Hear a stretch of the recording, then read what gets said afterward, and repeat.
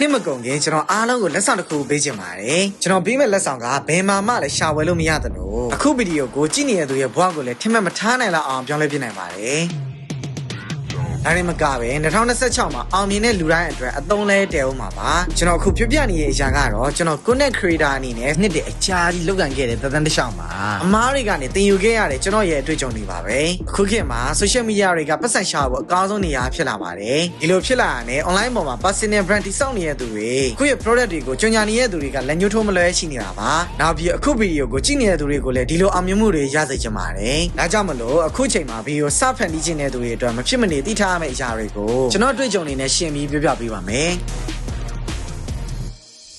ပထမဆုံးအနေနဲ့ creator စလုပ်တဲ့သူတွေလုံးမိကြတဲ့အမှားတစ်ခုကိုပြောပြပါမယ်။အဲ့ဒါကတော့ဗီဒီယိုတွေဖန်တီးဖို့အတွက်ကင်မရာအကောင်းစားတွေရိုက်ကူးရေးပစ္စည်းတွေကိုအရင်ဝယ်စုကြတာပါပဲ။ဒါပေမဲ့ဒီလိုပစ္စည်းသစ်တွေနဲ့ဗီဒီယိုတွေလက်တွေဖန်တီးကြတဲ့အခါမှာတော့ online ပေါ်က tutorial ဗီဒီယိုတွေကိုပဲကြည့်ပြီးတော့သင်ယူနေရရင်နဲ့မပြီးတော့ပဲနေ creation ကောင်းကောင်းမလုပ်နိုင်ပဲစိတ်သက်ကြတာတွေဖြစ်လာတော့တာပါ။ဒါကြောင့်မလို့ပြောစရာစကားတစ်ခုတောင်ရှိပါတယ်။တစ်ခုခုကိုစလုပ်တော့မယ်ဆိုရင်ကိုယ့်လက်ထဲမှာလက်ရှိနေတဲ့ပစ္စည်းတွေကအကောင်းဆုံးဆိုတာပါ။နောက်ပြီးဗီဒီယိုတွေဖန်တီးတဲ့အခါကိုယ့်ရဲ့ niche ကိုသေချာသိဖို့လိုပါတယ်။ niche ဆိုတာကကိုဖန်တီးခြင်းတဲ့ဗီဒီယိုမျိုးစားပါကျွန်တော်ရဲ့ niche ဆိုရင်တော်တော်ကြာခန်းစားချက်ပြီးရ traveling နဲ့ knowledge sharing ပါဒီလိုကိုယ့်ရဲ့ niche ကိုသိပြီးဗီဒီယိုတွေဖန်တီးမှာတမှုထူးခြားတဲ့ပုံစံတစ်ခုအနေနဲ့ creator တွေကြားတဲ့ကွက်ထွက်နေမှာပါဒါပြည့်ရင်တော့ storytelling ကောင်းကောင်းနဲ့ဗီဒီယိုတွေစဖန်တီးလို့ရပါပြီ storytelling ကိုအလွယ်ပြောရရင်စကားပြောကောင်းတဲ့စွမ်းရည်ပါဥပမာရိုးရှင်းတဲ့အကြောင်းအရာတစ်ခုဆိုပေမဲ့ဒီလိုပြောလိုက်ရင်ပိုပြီးစိတ်ဝင်စားစရာကောင်းသွားတယ်ဆိုတာ storytelling ပညာရပ်ကိုတမြောက်ထားလို့ပါပဲနောက်ပြီး storytelling ကောင်းဖို့ဆိုရင်လည်းဒီလိုလုပ်လို့ရပါတယ် script ရေးတဲ့အခါတိုင်းမှာကိုယ့်ဗီဒီယိုတစ်ပုဒ်လုံးကိုလူတွေမပြည့်ရအောင်လို့စိတ်ဝင်စားကြရင်းနဲ့အမြဲချိတ်ဆက်ထားလိုက်ဖို့ပါ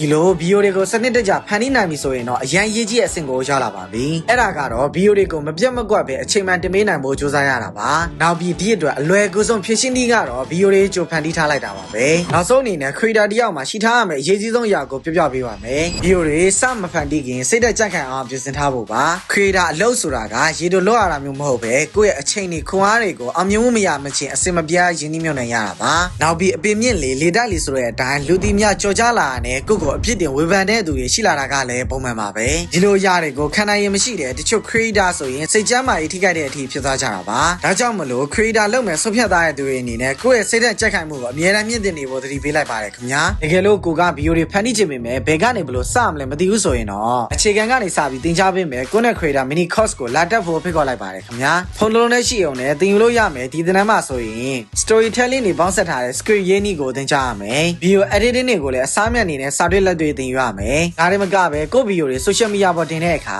သတ်မှတ်စည်းကမ်းချက်တွေနဲ့ကိုက်ညီအောင် social media algorithm သင်ခန်းစာတွေကိုပါသင်ကြားပေးသွားမှာပါနောက်ပြီးတကယ်လက်တွေထိရောက်မှုရှိမရှိဆိုတာကိုလည်းအခုပဲသိရတော့မှာပါ Creative Academy ရဲ့ Content Creator Mini Course လေးကိုစမ်းပြီးတော့တက်ကြည့်ခဲ့တဲ့နောက်ပိုင်းမှာ results တွေလည်းကောင်းကောင်းလုပ်တက်လာတယ်ပြီးတော့ secret တွေကိုလည်းစိတ်ဝင်စားဖို့ကောင်းပြီးတော့ဆွဲဆောင်မှုရှိအောင်လို့ရေးတက်လာတယ်ပြီးတော့ edit ရဲ့သဘောတရားတွေကိုနားလည်လာပြီးတော့ကို edit ထားတဲ့ video လေးကိုပြန်ကြည့်လိုက်တယ်ဆိုလို့ရှိရင်ပို့ပြီးတော့ကြည့်ကောင်းလာသလိုပို့ပြီးတော့ဆွဲဆောင်မှုရှိလာသလိုမျိုးလေးဖြစ်နေတာကိုခံစားမိတယ်ဒီသင်တန်းမှာသဘောကျမိဆုံးအချက်ကကြတော့သင်တန်းသားတယောက်ချင်းစီတိုင်းရဲ့အိမ်စာတွေတိုင်းကိုအသေးစိတ်လေး feedback ပေးထားပြီးတော့မှအဆင်မပြေတဲ့အရာတွေရှိလို့ရှိရင်လည်းနမူနာလေးပြန်ရေးပြပြီးတော့မှတေချာလေးရှင်းပြပေးထားတယ်ပေါ့နော်ကျွန်တော်နဲ့အရေးချင်းပြေးသွားတဲ့ instructor တင်းတစ်ဖွဲ့လုံးကအမှန်တကယ်တက်မြောက်သွားအောင်တာဝန်ယူသင်ကြားပေးမှာမို့လို့သင်ယူခြင်းနဲ့စိတ်တခုတည်းယူလာခဲ့ဖို့လိုပါတယ်ဒါပေမဲ့ထိထိရောက်သင်ပေးချင်တာမလို့လူနည်းနည်းပဲလက်ခံသွားမှာပါထုံးစံအတိုင်း creative ကအောင်စစ်ပိုင်ပါခင်ဗျာသင်တန်းမှာပြန်တွေ့ကြပါမယ်ခင်ဗျာ